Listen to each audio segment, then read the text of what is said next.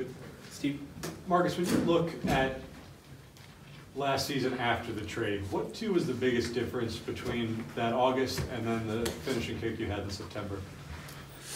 I don't think it was much. I just think anytime you're traded, first time for me, it's definitely a whirlwind. So just getting settled, kind of getting in the routine of things, just becomes a little off. So once I feel like I settled in, I felt like that was pretty good. And I looked to kind of carry last year over into this year. When you finish the season, spend the off season working, is there one thing in particular that you generally tend to focus on, or this season in particular, this off season in particular, any one thing that you wanted to improve upon? I mean, not necessarily anything in particular. I'm right in the weight room the day that the season kind of ends, and I put a huge emphasis on my body. So I'm extremely prepared. My body is extremely stable, extremely strong. My mind is extremely calm. So I'm kind of prepared for whatever, to be honest with you. What does a calm mind feel like? How do you know if your mind is calm versus if it's ever not calm? It's hard. It's hard to put into words. I think it's different for everybody. I'm very conscious, and it's something that I focus on, whether it be reading, whether it be meditating, whether it be finding, whatever it is, just to kind of find my calm. And I know that when I'm at a good place there mentally, I know that I'm pretty much unstoppable. So that's kind of the biggest thing that I'm always focusing on. How much more of an adjustment did you kind of have to make last year pitching in the NL as opposed to the AL? And are you feeling more comfortable going into this season now that you've had a taste of it? To be honest with you, my confidence never wavers, ever. I think I'm the best on the field whenever I'm out there, always. That's how I was raised from my father. That's how I'll continue to be. So confidence stays the same no matter what. It's just a different league, different lineups, different hitters. I'm excited for this year. I think I'm going to be good, really good. I think I should be dominant. I put in a lot of work in the offseason, and my stuff's moving all over the place. So I'm excited to go out there and compete with the team that we have, which is pretty incredible. We have a mic now, so if you could just say your name and affiliation. Justin Walters, Pix11. And Marcus, when Rojas was hired, you tweeted about how you were more excited about having him as a manager. Can you just speak about his relationship with you when he was a quality control coach, but now that he's actually the manager, and what excitement level he brings to this team? Yeah, I think kind of in-house, to be honest with you, the feel that I got when I got over here. I was only here for 2 months, but everyone loves Rojas. Kind of seemed like everyone wanted him to be the manager when that spot was kind of vacated. So to see it play out like that, it was just kind of a assurance and reaffirm to everybody in the clubhouse that they love the pick. I mean, he's kind of coached a lot of the guys in the clubhouse coming up through the systems, and everyone has a pretty good rapport with him. So I'm excited. He's amazing. Just his ability to connect with you and break down the game with you while not being overwhelming. He has an unbelievable feel. So I think he's going to be a great manager for many years to come, and I'm excited to play for him. Marcus, when the commissioner's report on the Astros sign stealing came out, you seemed kind of upset about the situation and what it had become. Do you still have those feelings? And if so, do you anticipate you might have to speak with Marisnik and Davis about it? I spoke on it already. I'm not addressing it anymore. I spoke it on Twitter, said exactly what I had to do and meant every word. That's where I'm going to leave it. You mentioned, Tim Healy from Newsday, you mentioned that you expect a lot from yourself this season. What specific individual goals do you have for 2020? I mean, honestly, I want to win a championship, not necessarily individual. I know what I'm going to go out there and do, to be honest with you. 200 innings is always kind of my goal in my head. That's kind of the bottom of where I want to be. I truly believe if you go out there and you throw 200+ innings, everything kind of takes care of itself, because you have to be in games, you have to be throwing deep into games to be able to accumulate that. So that's always my goal. I'm excited to strike more guys out this year. I'm just excited to play. I put so much work in this offseason, so it's now, this time, it's just going out and having fun. So I can't wait to get out there. You talked about the offseason work. Is there anything you did differently or anything that stood out from your routine? And also, specifically, can you describe the origin of that wine glass core workout you were doing? Yeah, I'm the biggest proponent of the weight room. I truly believe that my entire career is kind of based off my work ethic and everything that I put when kind of no one's watching. So I love being in the weight room. I love training. I have Nikki Huffman, who's my, she's with me permanent. She used to be with the Blue Jays. She's with me permanently now, just kind of being my strength coach, my PT, kind of that all-in-one stop, and she's incredible. So I kind of listen to her. She knows my body better than anyone. And this is the bit of the bear crawl.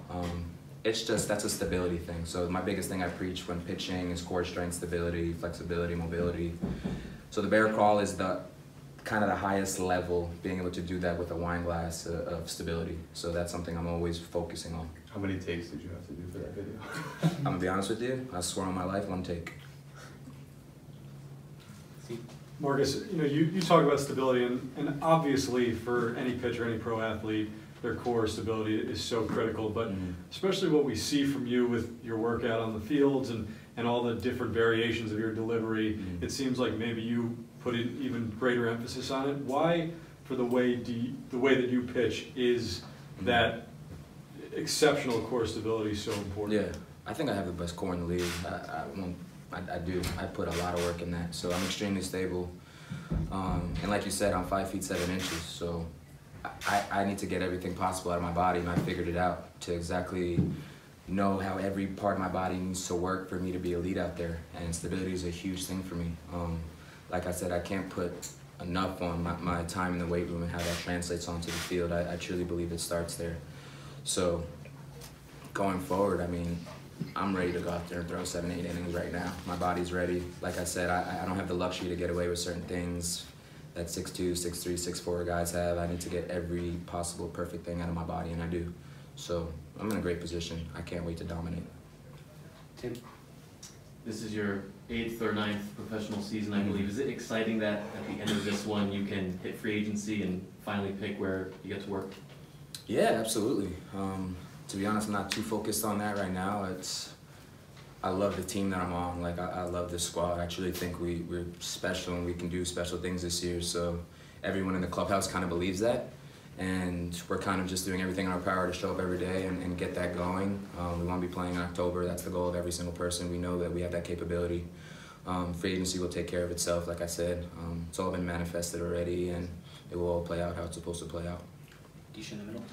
Disha, those are Daily News. Is moving up in any given rotation one of your goals, like career goals? Obviously, DeGrom makes it a little harder here, but is that something you would want for this season? Not at all. I mean, I don't think that matters at all, to be honest. Whether 1 through 5, like I said, I'm gonna go out there and throw 200+ innings this year and be dominant. So it doesn't really matter where you're at. You're still picking up the ball, going out there every 5th day. I could care less where I'm at in the rotation. Justin again, picks 11. Marcus, obviously you spent some time with this team last year, but does this spring training feel any different being a guy from Long Island, playing in New York? Has it more sunk in now, like, wow, I have a lot of family and friends that are going to get a chance to coach my games a lot more often in this whole experience? I think that hit me last year, to be honest with you. That first game I pitched at Citi Field was pretty electric, and I think that's kind of shows the testament to me being from New York. All the New Yorkers, everyone from my hometown kind of showing up, and I felt like that was a playoff game, and I look forward to having that atmosphere in that park every single time I touch that rubber. I love excitement, I love the lights, I love pressure. The more pressure it is, the more I kind of lock it in, so I'm not scared of any moment, I fear nobody, and like I said, I'm excited to rock. Tim on the left. Tim Britton from The Athletic. You mentioned the strikeouts, and your strikeout rate did jump with the Mets late last season. Has that been a conscious effort to kind of increase the number of punch-outs for you? No. I could punch guys out more. I also have the best sinker in the league, so I could keep the good ball on the ground with the best of them as well. So it's just a balance of kind of what I want to do. I think I'm going to have the ability to do both this year. Keep the ball on the ground and also raise my strikeouts, which will be pretty hard to do, but as long as I keep my walks down, which is kind of my emphasis, I think I should roll. Anthony? Just to follow up on the thing you were saying about hiring Nicky Huffman, how did that come about? Obviously, you had a previous relationship with him. Yes, Nicky did my rehab for my ACL. When I tore my ACL, I went back to Duke University. I got my degree, finished my degree, and I also got with a team, Dr. Butler, Jason Shutt, and Nicky Huffman. Dr. Butler and Jason Shutt are now with the St. Louis Cardinals. Nicky Huffman, I brought her over to the Blue Jays at the time, and like I said, she knows my body better than anyone. She kind of nursed me back to health, and I was back to playing on a big league field in 5 months post-ACL surgery, which is pretty incredible. So, like I said, with her in my corner, I feel like I can't lose. So I'm excited to have her with me. I kind of pulled her from the Blue Jays just because it's what I needed to do, and yeah, I'm excited to have her on my team. All right. Thank you, Marcus. Yeah. Luis, we just talked to Marcus a little bit. From your vantage point last year, what was the biggest difference that month of August versus that month of September when he really seemed to hit his stride? Well, you know, a lot of fun watching Marcus. I mean, when he joined us, getting to know him, I never met him before, but the energy that he brought to the team, I mean, you guys can see it, it's contagious. So I think he spread out really quick, and he developed great friendships. I mean, watching him and Rosario, it's like they've been teammates before. So I think he brought a lot of positive energy to our clubhouse, and he helped. I mean, he helped in a lot of ways, you know, to keep developing our bonding in the clubhouse, and so that, you know, that energy could be transferred to the field. For any pro athlete, confidence is so important, but when you listen to Marcus talk, he comes off as incredibly confident, and he doesn't really mince words, saying, he just said, I have the best core in the league, I have the best sinker in the league. How much for him, in the time that you've gotten to know him, do you think having that mindset, that mentality, that belief in himself, how critical is that for him having success?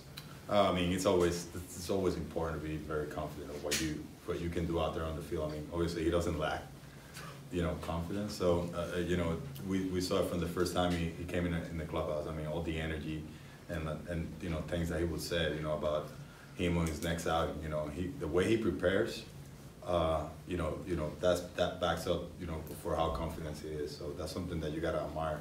From day one, we saw it. From day one, when he joined the team. I remember we were in Chicago. He went out there and he just started working, you know, and doing some things and showing that he's very good at doing these things, you know, being prepared for each one of his sides and each one of the 5 days when he goes out there to throw to start a game.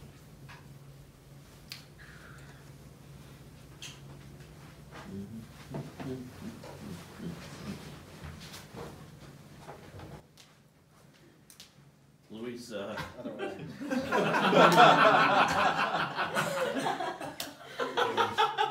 Luis. I gotta remember my question. Seth Lugo mentioned in the offseason that he was kind of disappointed that he wasn't in the starting rotation mix. Did you have to speak to him at all coming into camp, and did he express that to you, that, you know, he really wanted to be a starter? Well, I had Lugo as a starter in the minor leagues, and I remember in the championship year in Savannah, he was one of our starters. He actually made a key start for us to win the championship.